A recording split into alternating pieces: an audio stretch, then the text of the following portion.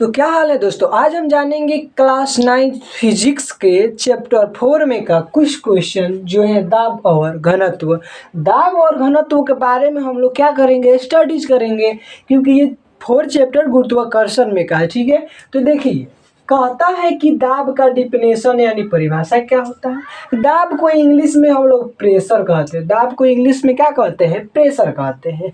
अब इसका परिभाषा यानी डिफिनेशन कहता है कि प्रति एकांक मतलब होता है बट्टा, यानी प्रति एकांक मतलब क्या होता है, बट्टा। ठीक है, कहता है कि प्रति एकांक क्षेत्रफल मतलब एरिया कितने कवरेज कर रहा है। तो कहता है कि प्रति एकांक क्षेत्रफल पर लगने वाला बल, यानी प्रति एकांक क्षेत्रफल पर लगने वाले बल को दाब कहते हैं। यानी जो एरिया होगा ना, उस पे जितना फोर्स लगेगा, बल लगेगा, उसी को तो हम लोग दाब कहते हैं। ये हुआ दाब का डिफिनेशन यानी परिभाषा। अब इसका सूत्र देखिए, दाब का सूत्र होता है तो दाब इक्वल टू बल बटा बल, और बटा में क्या होता है, क्षेत्रफल। तो कहता है कि क्षेत्रफल, और देखिए यहाँ पे कौन है, प्रति एकांक, तो प्रति एकांक मतलब बाटा है, बल और क्षेत्रफल हो गया इसके बाटा में।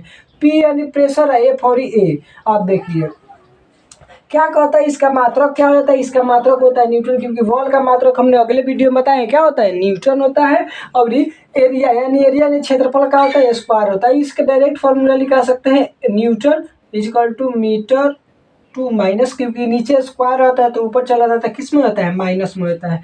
तो ये इसका हुआ राइट मात्रक, यानी दाब का मात्रक क्या हुआ, न्यूटन प्रति मीटर स्क्वायर। अब आते हैं घनत्व, यानी घनत्व क्या होता है। ठीक है, घनत्व मतलब घना। ठीक है, कहता है कि किसी पदार्थ के एकांक आयतन, एकांक मतलब बताए अभी क्या होता है, एकांक मतलब बटा। कहता है किसी पदार्थ के एकांक आयतन, आयतन माने क्या होता है, जिसका क्या हो, त्रिविमीय संरचना हो। ठीक है, कहता है कि किसी पदार्थ के एकांक आयतन में पदार्थ का जो परिमाण मतलब क्या होता है, जो उसका जैसे लंबाई चौड़ाई सब उससे क्या होता है, परिमाण होता है किसी पदार्थ का। घनत्व है, उसे क्या कहा जाता है, घनत्व कहा जाता है, डेंसिटी कहा जाता है। देखिए डेंसिटी इक्वल टू क्या होता है, यानी घनत्व इक्वल टू द्रव्यमान बटा आयतन होता है, डी इक्वल टू केजी और मीटर क्यूब होता है। इसे भी जैसे देखिए, तो हमने द्रव्यमान जानते हैं, द्रव्यमान माने उसका वजन केजी हो जाएगा, मीटर नीचे है, ऊपर जाएगा तो किस में हो जाएगा, माइनस में हो जाएगा, 3 क्यूब के देखिए क्यूब रहता है यहाँ पे। कहता है